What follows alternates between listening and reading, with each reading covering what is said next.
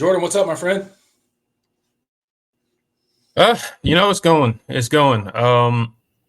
You know, uh, Still trying to process kind of what I just watched. The funny thing about when we're doing our predictions earlier in the week,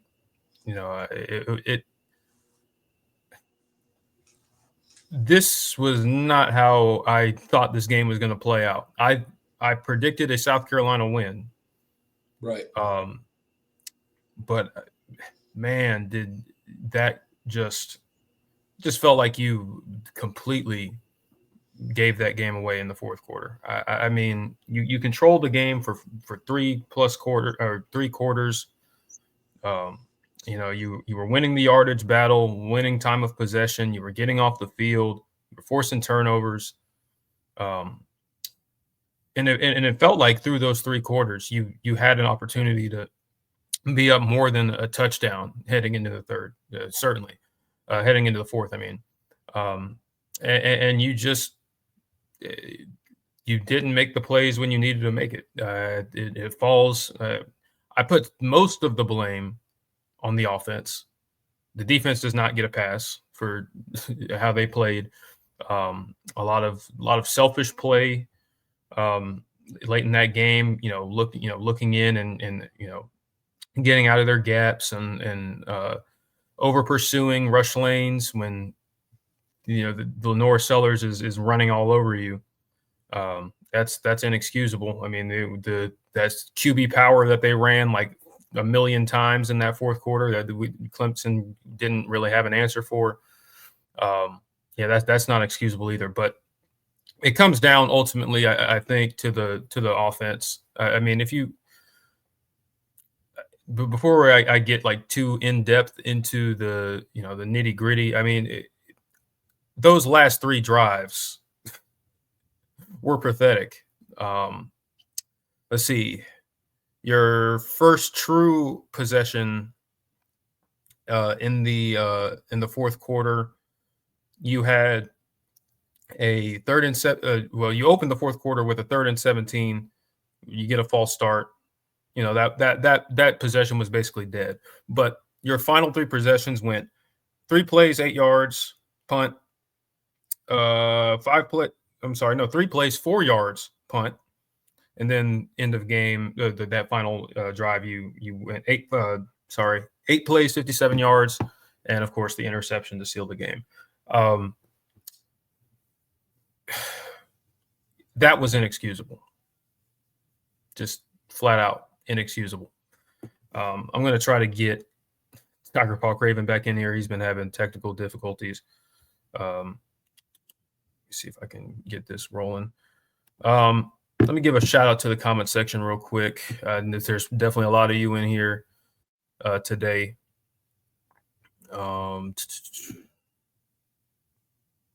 Trevor's here. Good to see you. John Sarian, our resident, one of our resident moderators. L. Scott, Black Caucus, Alex Gaming Channel, Steel Gamble, Jay. What's happening, y'all? All right, we got TPC back. Can you hear me? Yeah, you sound good. Okay. But I was giving a shout out to the comment section, and I was talking about the that fourth quarter. Ultimately this loss falls on the staff first and foremost. That was pitiful in that fourth quarter. Game management, play calling, just everything, and you failed to even make South Carolina work for it in terms of just they didn't have to do anything to get stops. Like those 3 drives, by the way, I think they spanned like 4 minutes total in that fourth quarter. Yeah, like your final 3 drives, and most of that was that last drive. The 2 3-play drives in the fourth quarter before that were 1 minute in total. You're up by a score, and you're trying to salt the game away. That's just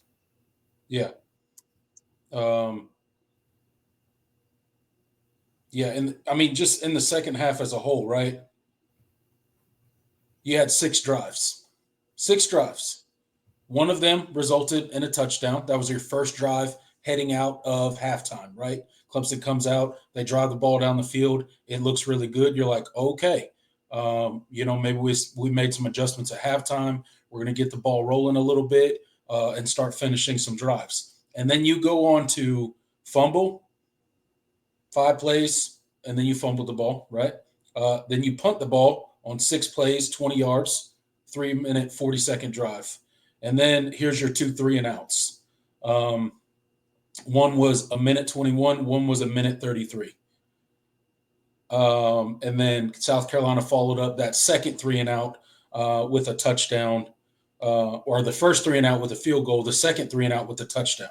So not only did they force you to 3-and-outs, or you kind of forced yourself to 3-and-outs because you looked like you just couldn't be bothered to mount a drive. They came away with points on both of those 3-and-outs. And then obviously the last drive was a interception that ended the game. Obviously, we all saw that. So just this offense's inability or inconsistency when it comes to moving the ball, their inability to finish drives, the defense's inability to tackle a freaking quarterback in open space is just absolutely mind-numbing to me. I remember a play in the first half that I watched. It was when Lenore Sellers scored the first South Carolina touchdown, right, to knot it up. We go down, we score a touchdown, and what does the defense do immediately? I looked over at my wife. When they started the drive after we scored a touchdown, I was like, South Carolina's about to go score and tie it up right here, right? I just knew. I just knew it was going to happen. And Lenore Sellers obviously punches it in. And both Ashton Hampton and specifically Avian Terrell, not to call out players, but hey, if you do a play like that, I got to say something about it. It's on you. The just shoulder nudge towards him and not actually hitting him is just, man, it irritates me. It irritates me so much. It's just a lack of intensity. It's a lack of you want to win this game. And if he's going to score this touchdown, he's going to feel it when he scores this touchdown. No, instead we do this little shoulder check. He dives, he gets the touchdown, and they tie the game up. Not that play was that big in the grand scheme of things, but that just shows the lack of intensity on this defense at times when it comes to finishing plays. Because, one, you could have kept him out of the end zone. Would they have scored anyway? Probably. Or even if you didn't keep him out of the end zone, you get a shot on him. And it makes them think about the next time. And that's your job as a defender. And they didn't get it done. And time again, he breaks contain. He runs around. They got this dude out here looking like he's freaking the next coming of Michael Vick, just running all over the defense, making everybody look stupid. It pisses me off. It's piss poor tackling. It's poor discipline on defense. The offense can't finish drives. There's penalties. There's just lack of execution. Cade Klubnik in the second half, just very inaccurate at times, overthrowing open wide receivers. It just pisses me off, man. I knew there was a good possibility that Clemson loses this game, but the way in which they went out and lost this game in the fourth quarter is just, it's on the coaching staff. It's on the lack of intensity on this team, the lack of will to finish a game. This is a rivalry game. This isn't some run-of-the-mill ACC team who you went out there and had a lackluster fourth quarter and the game slipped away. This is South Carolina Clemson. This is a home game. You just dropped your second home loss of the season. So, I don't know. Maybe we need to reevaluate how hard it is to win in Death Valley, because apparently it's not that hard, at least not for Louisville, at least not for South Carolina. Shoot, South Carolina's done it every time they've come up here in the past couple years. So that's just where I'm at. It pisses me off.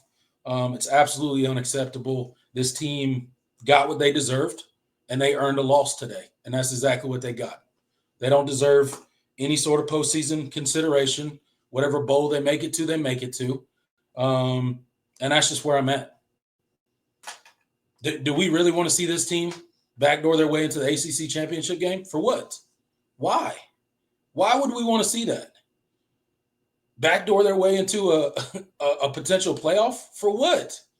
So they can go out there and look like that? No, thank you. Probably not going to happen anyway. Miami No, is it's up not. But 14-0 on Syracuse right now. So, at least we never don't, gonna have to have any delusions about that. But man, like it just, I mean, you hit the nail on the head. I mean, this was unacceptable. And it's not, again, I thought Clemson was going to lose this game, but the way that you controlled this game for 3 quarters was, I did not expect you to be in the position you were heading into the 4th quarter. And the fact that you were and you couldn't bring it home is just, it's like the Pitt game all over again, but you didn't get the heroics at the end. Right. Essentially. Obviously South Carolina was much more healthy, that their starting quarterback, you weren't, it was a different situation, but just, it sucks so bad because this was such a winnable game. Mm-hmm. And some of it wasn't within your control. I mean, there were certainly, questionable officiating decisions. But at the end of the day, you had every single opportunity to win this football game. You're up 14-7. You had how many drives in between your last drive and Cade's touchdown to put you up 14-7? I'm gonna just pull it up right now. See, opening drive touchdown in the second half. You had a fumble, punt, interception to finish the game. Yeah. Your only productive drive in the second half was the one coming right out of halftime. Yep. What are we doing? Like, what are you doing? I remember watching the offense operate in the second half, and specifically the fourth quarter. Like, what are we doing?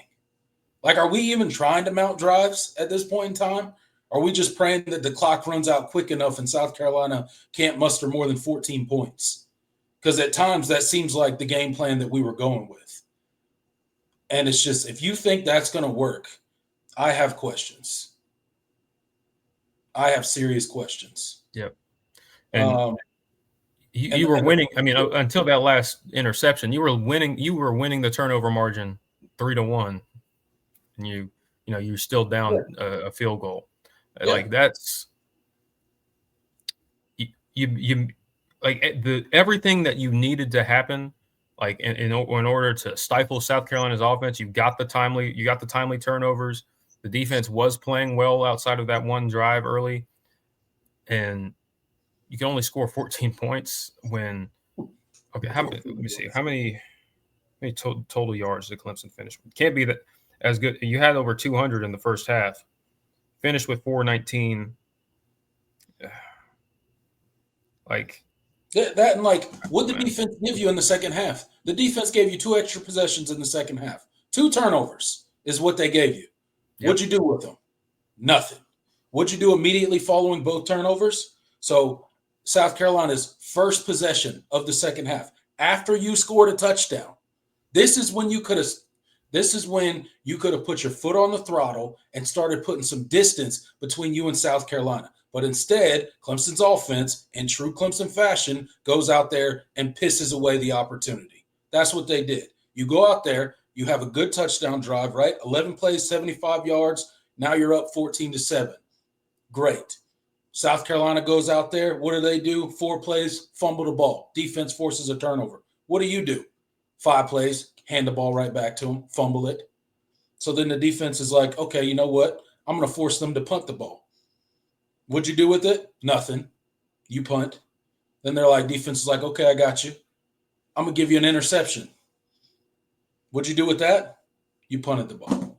So it's not for lack of opportunities. The offense had plenty of opportunities in that second half to put distance between them and South Carolina.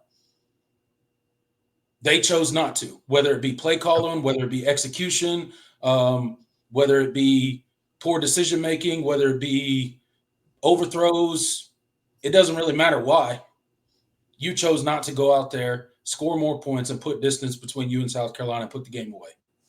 When you had more than enough opportunities. And you I can mean, say it that's the going on reality. I Wednesday. mean, and honestly, like it's just been it's been the calling card of this program, for we're really, I mean, especially the last 2 seasons, like this team just fails to capitalize when you do have things going your way. And as far as like, and we can have a conversation about the big picture ramifications of this loss. It's a lot. There is a lot. And first of all, it falls on Dabo, and that's 100%. this is something we've been talking about. I'm not in the conversation of okay, well, what we need to fire Dabo or anything like that, but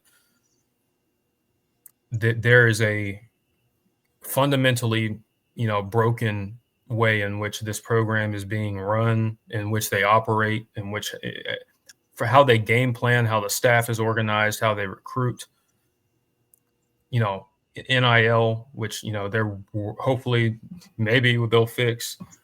Like there is so many things that have just fallen by the wayside, with this program, and now you've gotten to the point where you've allowed your in-state rival to surpass you, at least optically.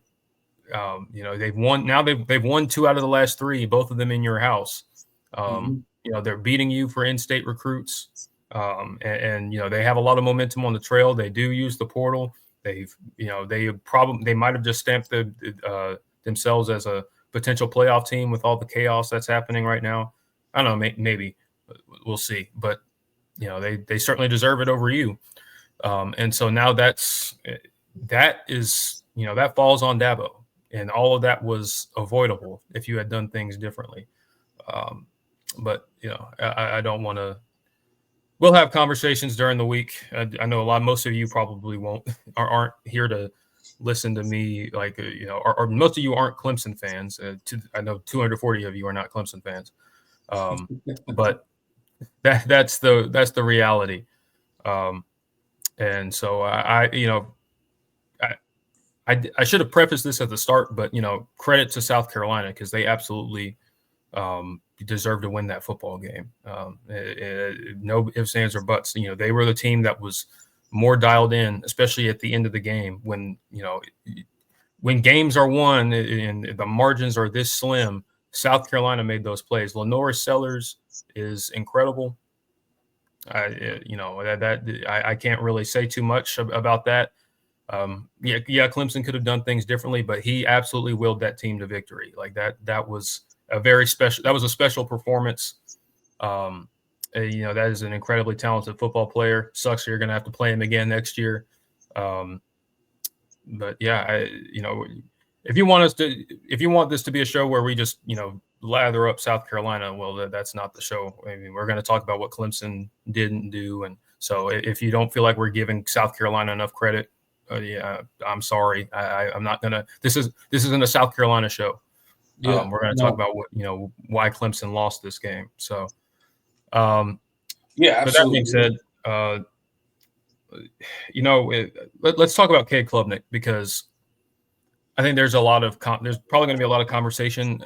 What did you think? How do you evaluate his performance in this game? Because in a lot of ways, he was the reason why you were in the position you were to potentially win the football game.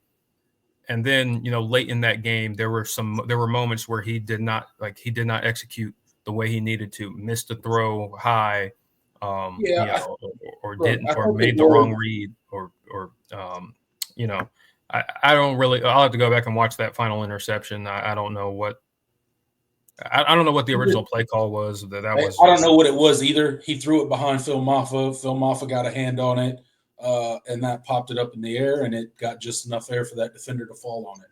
Yeah, it was a bad pass. I mean, plain and simple. But Cade as a whole in the game, he didn't play a bad game. I'm not going to sit here and pretend like he played this terrible game, and just because he threw the interception that ultimately sealed Clemson's fate in the game, doesn't necessarily mean that the game was Cade Klubnik's fault.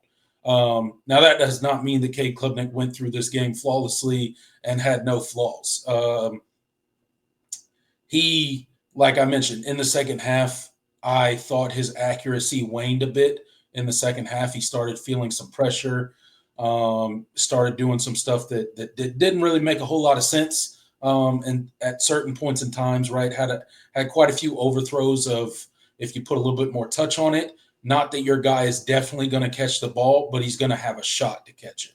And we just didn't see enough of that down the stretch.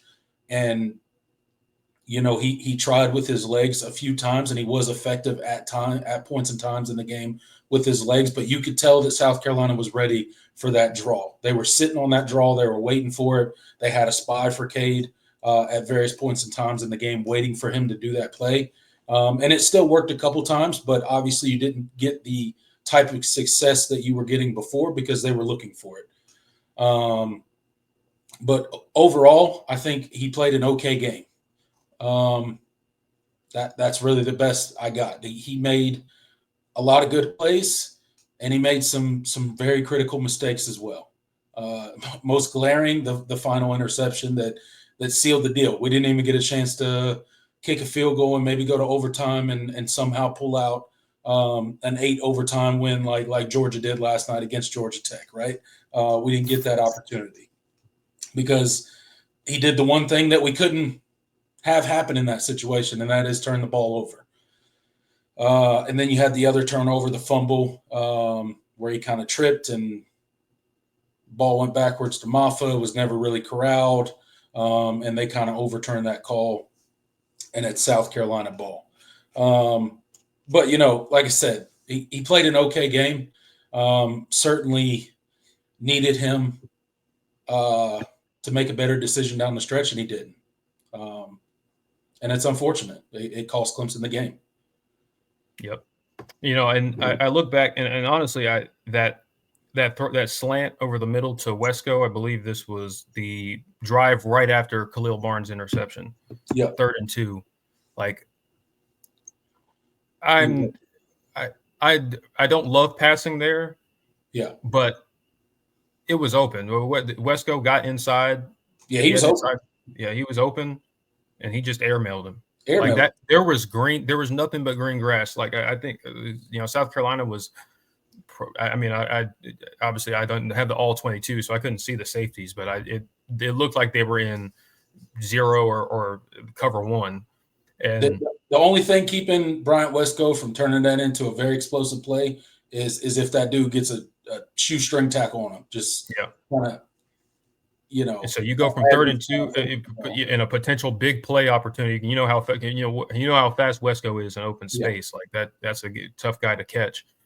Like you go from that to you're punting, and then of course South Carolina goes down the field and kicks a field goal, in which you were aided by them. That I think that late hit penalty. I believe I think that was the drive that happened on.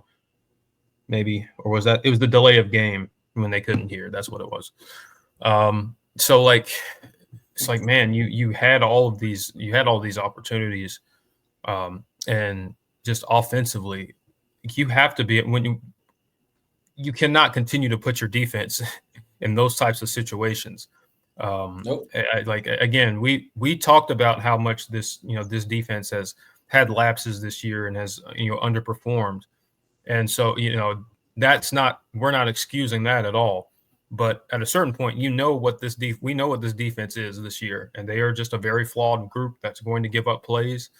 They have talent. It's not a talent question. I mean, one of our wasn't one of our BYOG or sales. Clemson has more ends up with more sacks than South Carolina. I believe it was. Or maybe it might have been one of the viewers actually.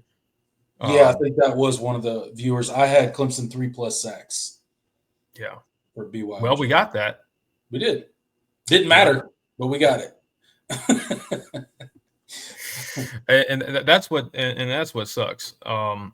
You did a lot of things defensively that should have lent to a victory, but then that fourth quarter, you have to play complementary football. And, yeah, the defense needs to bow up and get those stops, but you can't have 3-play drives up a touchdown in the fourth quarter, keep punting it, giving South Carolina, decent field position, and not expecting them to eventually, they have good players too. Lenore Sellers, we talked about Lenore Sellers, and, he created some plays, and that was the momentum that South Carolina needed to go and finish the game. And if who knows, and I'm not even saying you need to go down and score points, but if you are, if you pick up at least like 3 or 4 first downs and use up clock, the complexion of the game is different. South Carolina calls plays differently, but they knew they didn't have to rush. They didn't have to panic. They didn't run any panic plays. Lenore's didn't force the ball. The interception he threw, I don't know what that was. Maybe, I don't know if Harbor, ran the wrong route or whatever. Great play by Khalil Barnes. But they didn't feel like they needed to rush because they were within a score and Clemson could do nothing offensively, where they didn't feel like they would have enough time. And that's really frustrating. So I don't know, man. Hey, at least special teams wasn't a disaster today. The punting was the punting was really frustrating, but the punting was about what I expected the punting to be. Short and below average, and that's what it's been all season. That's what it was today. We do not have a weapon at punter. He cannot flip the field.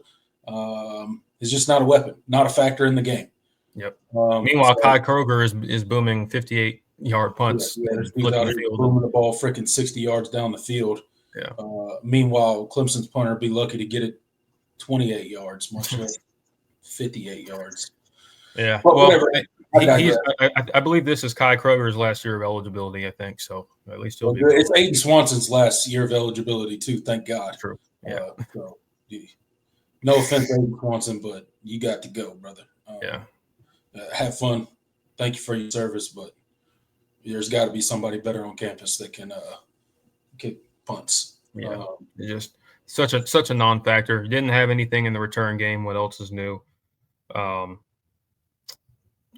Great awareness. On that onside kick, and that was disappointing too because you were losing the field position battle, and Shane Beamer takes a chance after the field goal to try and steal possession. You have your players have the awareness and they come up with it and you go 3 and out anyway. You have the ball at like the 40 something yard line and you go 3 and out anyway.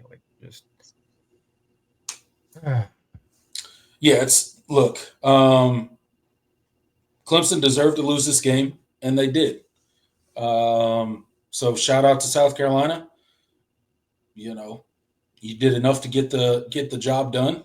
I don't think it was a particularly pretty game on either for either team. But shout out to Lenore Sellers. That dude's a baller.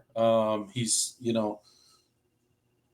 a guy that'll put it all on the line. And he did just enough to get the Gamecocks a win today. So shout out to him and South Carolina as a whole. Congratulations on the win.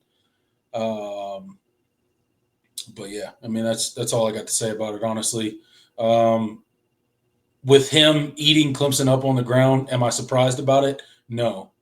Does it piss me off? Yeah. Because you have so many opportunities to get the guy on the ground. And yes, part of that is credit to him and his ability to make guys miss in the open field. But part of it is, let's just be honest, Clemson's piss poor tackling showing up again and again and again. And, of course, it shows up in the rivalry game. And then South Carolina goes to the tune of 260 yards rushing on 42 attempts, 6.4 yards a carry. No wonder you lost the game. I'm surprised you only lost 17-14 with those kind of numbers.